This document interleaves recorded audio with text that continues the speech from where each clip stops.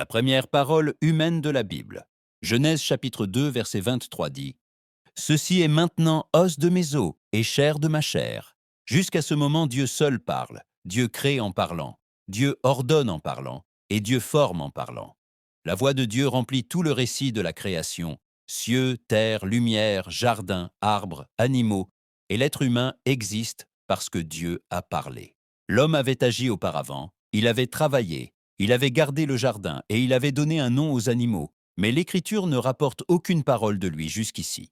Pour la première fois dans toute la Bible, l'Écriture choisit de conserver des paroles humaines, et ce ne sont pas des paroles de domination ni de possession, ce sont des paroles de reconnaissance. Adam ne dit pas que ceci est à lui, il ne dit pas que cela lui appartient, il dit que ceci est comme lui. La première parole humaine enregistrée dans la Bible est une parole relationnelle, c'est la reconnaissance de l'autre comme semblable, comme égal en nature et en dignité.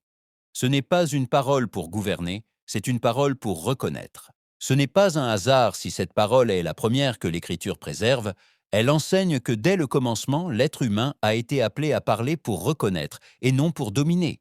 Ainsi commence la voix humaine dans la Bible, non par l'imposition, mais par l'émerveillement devant l'œuvre majestueuse de Dieu. L'écho de la voix de Dieu.